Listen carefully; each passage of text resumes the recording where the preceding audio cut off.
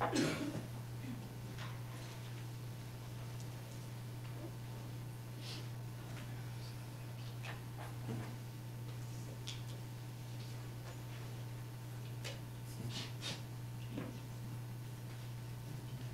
you ready for some joy? Yeah.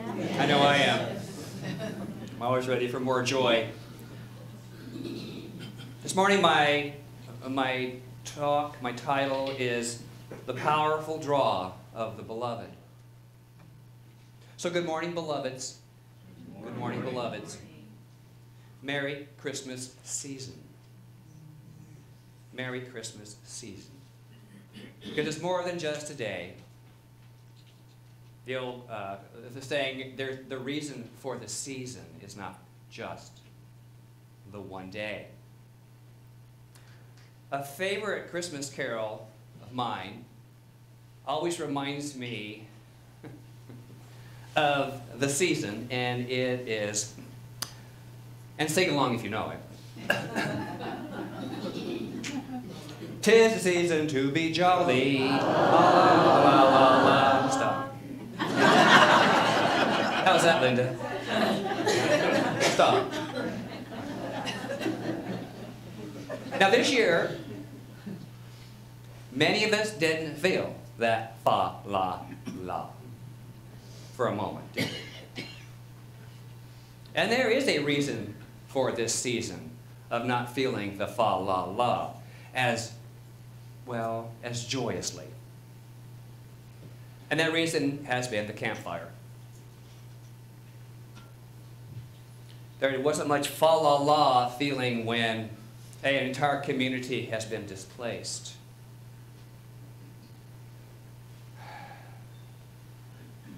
And as I was working on my talk, this next statement kind of rolled out of spirit. The powerful draw of the beloved. And here's the statement. The flames were propelled at a rate heretofore unimaginable. That too, in human form, to me examples the powerfulness of Mother Nature. It was as if it were sucked through. If you've been to paradise, there are trees scorched up about 20, 30 feet. And you see just forever. But the tops are still like little Christmas trees. Still green, still shaved, still with needles and such. And to stand in that and to get that sense of what that might have been like. Now, James drove through it. Many of you might have driven through it as well. So you know better than I what it felt like then. I can only imagine, and it's pretty terrifying to me as a human. The devastation was beyond imagination. And there's lots of loss. And I'm doing this for a reason today. For some healing. For me, and for all of us as a community. The loss of a home, of generations of family memorabilia, of a family member or a friend, a pet. It's far-reaching and deeply emotional. And for many, there is a sense of separation of what was, and the ominous fear, how will I ever get through this? It was hell. It was hell. Some days it still is, emotionally. I've had a few good ones lately. This was replaced. Thank you, Reverend Kathy. And just this morning, Dr. Carolyn gifted me with one of her minister robes. Well, it came through you. But it's even more special because, if it could be, it's Dr. Max. So, thank you.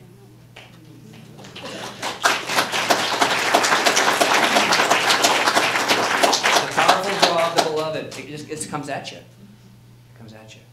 So that was why I was a little verklempt when I was getting started today. And I'm grateful. It opens me up even more deeply. And like I said, this whole experience has been hell for a lot of us. I stand here as one who is physically and emotionally weaving through all of it. When your stuff is vaporized, it is. 45 years is a long time in a human life. And there was 45 years of what I believed was me.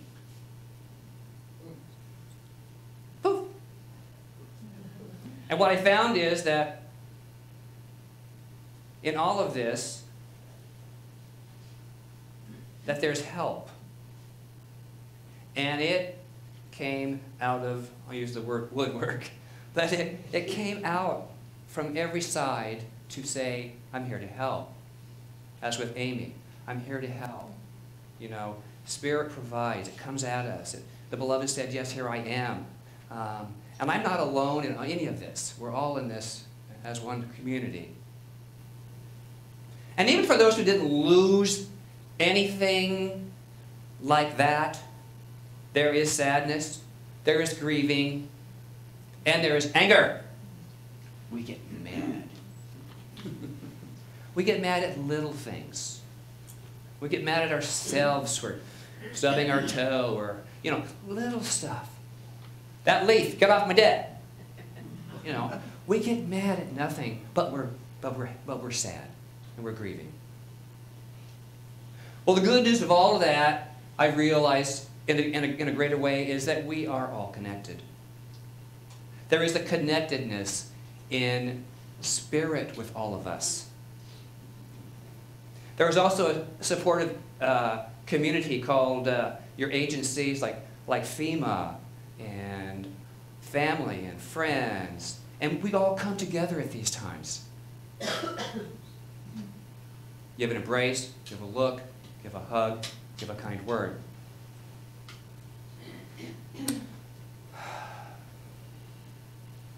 For me, it's been an opportunity to grow, to own my own spiritual self in a greater way, to turn to the divine light within me, and not dwell on the stuff that was, is, and in the future probably shall be, the material stuff. Because I like my stuff. It's comfortable, But I'm finding that what's the most important thing for comfort in a home for me? Roof, water, bed.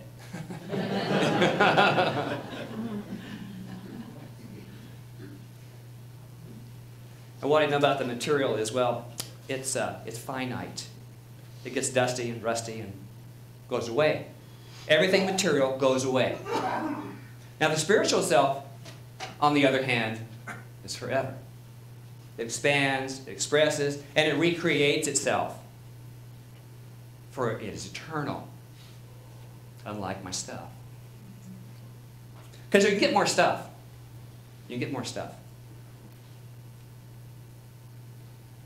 I used to think when I had a good bottle of wine consumed, I'd peel the label, and I'd put it in a book, and I'd try to get that same one again. Anyone else? Doesn't work. That was, if you love that, it was it. There's nothing like it was. But there's more of it somewhere else. Isn't that right, Andy? That's right. He showed me where more of it was, up in Amador County, on our birthdays. So, thank you. We are living in a universal stream of divine. I've dropped the. Because to me, when I say the divine, it was out here somewhere. We are living in a universal stream of divine.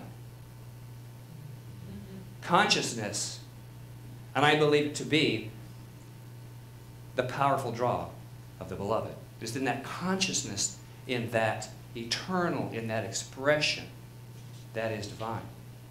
The beckoning of magnificent glory to evolve our individual souls. The story of the birth of Jesus the Christ is one which I believe glorifies the draw of the beloved. Star says, look at me. And what does that what does that star attract to it? It draws into all of the aspects of the human that are necessary to balance us, to evolve us, to glorify us. And the wisdom arrives, 3 of them. And, you know, Frank and Sense and Murrah or something.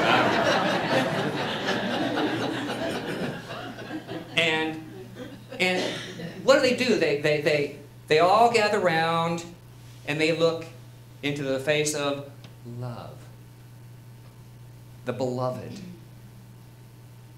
And so it's the beloved's draw that we're attracted to. And it's the beloved that when we're in grief is so tender and so sweet.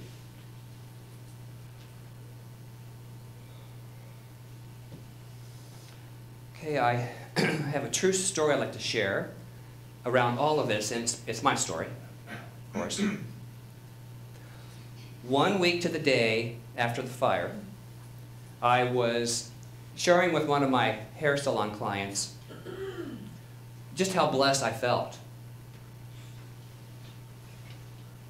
James was alive. Lucy and Sophie were alive. We had a place to stay. Thank you. Right away, boom, by noon, here comes the beloved saying, here. So I was feeling pretty good about that. My only fear was, I have to get a toothbrush. You know, all the things you need for the next day become very primal and just basic. It's good. So I was feeling so blessed, so grateful, telling my client how blessed I felt. And she said, Michael, take care of yourself first. And that's good. I said, thank you. It's important. I think I am. But I'm feeling blessed. And I want that to be my expression. I hope that wasn't too much whipped cream on, what'd you call that? On garbage. But I like whipped cream too, with sprinkles. Anyway. Anyway, so no sooner had I had that conversation than in the door comes my neighbor, my tenant. And she says, this gentleman needs to talk to you. I said, yes. He needs a place to park his RV. And he's wondering if he could park it behind your building. I said, ooh, whoa. Yeah, yeah, you can do that. He was displaced. He was back in town to take care of business. And he also then said, can I plug into your electricity? I said, well, of course. And he said, and I'll pay you. And I said, no, you can't. That's what I can do.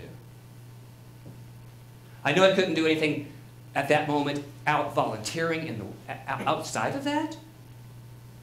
But the beloved said, here is something you can do. Here is something you can do. And both my client and I, we started weeping when he left because he said, can I hug you? I'm so happy. But it was so real.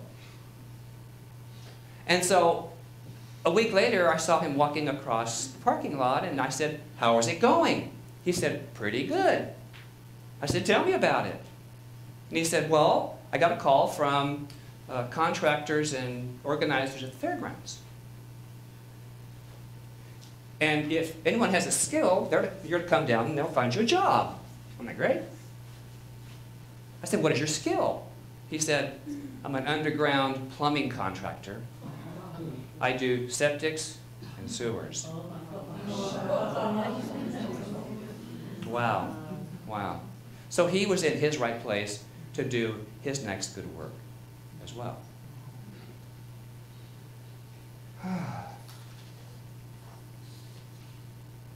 Again, I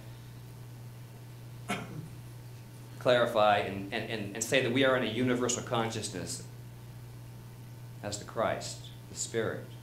And at this fall time of the year, I encourage all of us to embrace whatever that fall is, whatever that gift is, whatever you can gift out to someone.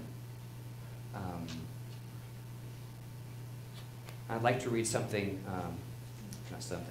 passage from Ernest Holmes. In Finding the Christ,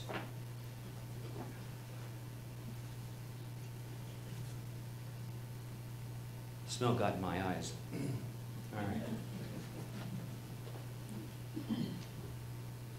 And what I know about the Christ is that it's an unseen but felt essence which always guides and guards and reveals a greater good through all and as all experience, no matter what it is. Ernest Holmes says this, and I quote, "As the human gives way to the divine in all people, they become the Christ. And as John Boyle spoke in his meditation, we put on the Christ." In the case of Jesus, there was such a surrendering of an isolated will that a greater incarnation of the divine actually took place. The mystic Christ comes from the bosom of the unseen Father, proclaiming the love of God through his own love of humanity. And so that's what we're called to do, is love ourselves enough to give it into humanity. Well, back to my story. 3 weeks later, I noticed the motorhome was gone. And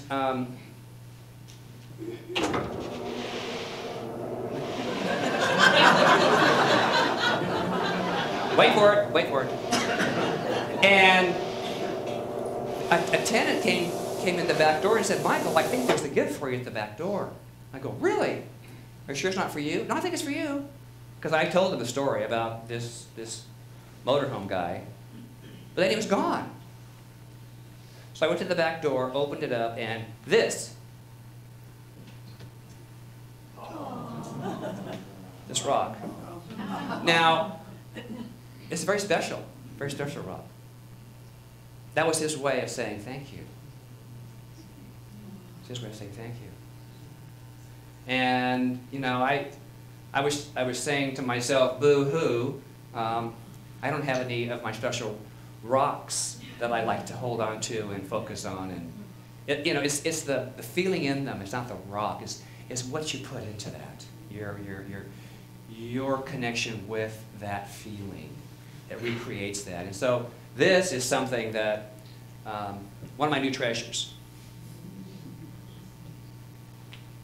So I stand here today to let you know that I am so filled with gratitude and with joy for all I now have. My life, my love, even the dog and the cat.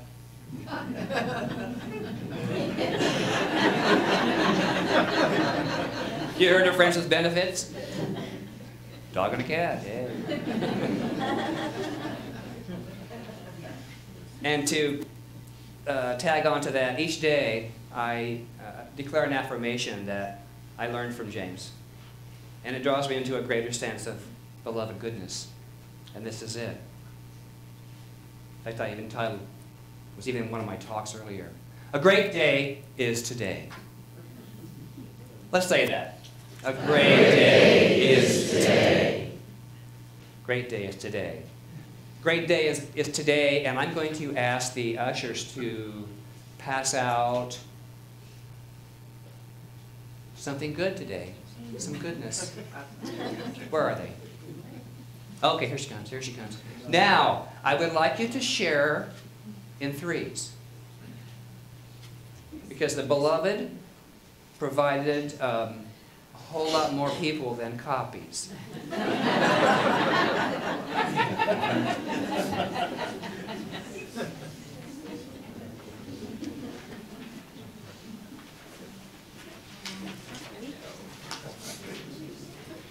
Yeah, one here, extra one.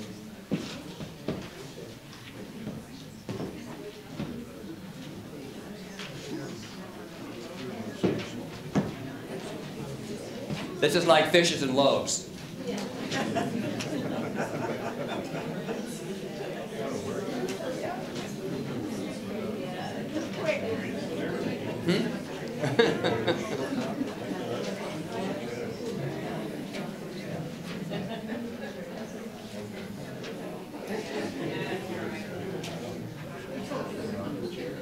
How we doing there?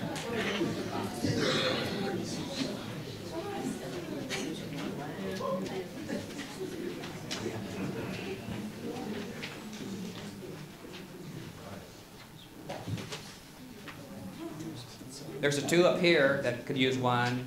I feel like a restaurant person. There's two over here, one up here.